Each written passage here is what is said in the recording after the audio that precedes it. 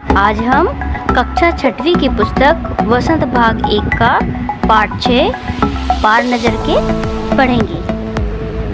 इस कहानी के लेखक जयंत विष्णु नार्लिकर जी हैं। पार नज़र की वह एक सुरंगनुमा रास्ता था। आम आदमी के लिए इस रास्ते से होते हुए जाने की मनाही थी, लेकिन छोटू ने एक दिन अपने पापा का सिक्योरिटी पास लिया और जा पहुंचा सुरंग में। फिर क्या हुआ? छोटू कितनी बार कहता है तुमसे कि उस तरफ मत जाया करो, फिर पापा क्यों जाते हैं उस तरफ रोज रोज? पापा को काम पर जाना होता है। रोजाना यही वार्तालाप हुआ करता था छोटू की माँ और छोटू के बीच।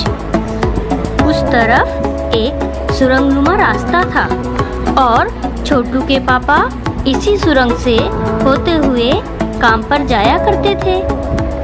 आम आदमी के लिए इस रास्ते से जाने की मनाही थी। चंद चुनिंदा लोग ही इस सुरंगनुमा रास्ते का इस्तेमाल कर सकते थे और छोटू के पापा इन्हीं चुनिंदा लोगों में से एक थे। आज छुट्टी थी और छोटू के पापा घर ही पर आराम फरमा रहे थे। नजर बचाकर चोरी छिपे छोटू ने पापा का सिक्योरिटी पास हथिया ही लिया और चल दिया सुरंग की तरफ। वैसे तो उनकी पूरी कॉलोनी ही जमीन के नीचे बसी थी। यह जो सुरंगनुमा रास्ता था, अंदर दिए जल रहे थे और प्रवेश करने से पहले एक दरवाजे का सामना करना पड़ता था। दरवाजे में एक खांचा बना हुआ था। छोटू ने खांचे में काट डाला, तुरंत दरवाजा खुल गया। छोटू ने सुरंग में प्रवेश किया। अंदर वाले खांचे में सिक्योरिटी पास आ पहुंचा था। उसे उठा लिया। कार्ड उठाते ही दरवाजा बंद हुआ। छोटू ने चारों तरफ नजर दौड़ाई। सुरंगनुमा वह रास्ता ऊपर की तरफ जाता था, यानी जमीन के ऊपर का सफर कर आने का मौका मिल गया था। मगर कहाँ? मौका हाथ लगते ही फिसल गया।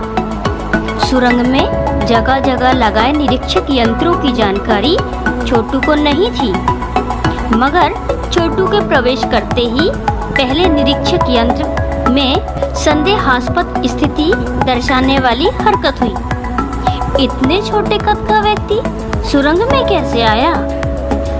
दूसरे निरीक्षक यंत्र ने तुरंत छोटू की तस्वीर खींच ली। किसी एक नियंत्रक केंद्र में इस तस्वीर की जांच की गई और खतरे की सूचना दी गई। इन सारी गतिविधियों से अनजान छोटू आगे बढ़ रहा था। तभी जाने कहां से सिपाही दौड़े चले आए। छोटू को पकड़कर वापस घर छोड़ आए। घर पर माँ छोटू का इंतजार कर रही थी। बस अब छोटू की खैरियत ना थी। छोटू के पापा ना होते तो छोटू को बचाना मुश्किल था।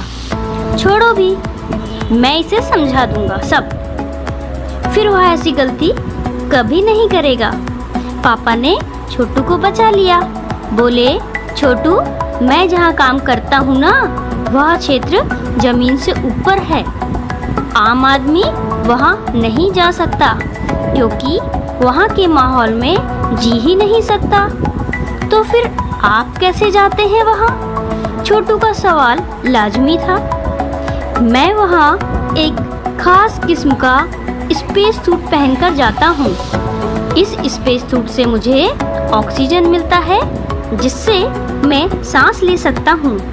इसी स्पेस सूट की वजह से बाहर की ठंड से मैं अपने आप को बचा सकता हूँ। खास किस्म के जूतों की वजह से जमीन के ऊपर मेरा चलना मुश्किल होता है। जमीन के ऊपर चलने फिरने के लिए हमें एक विशेष प्रकार का प्रशिक्षण दिया जाता है।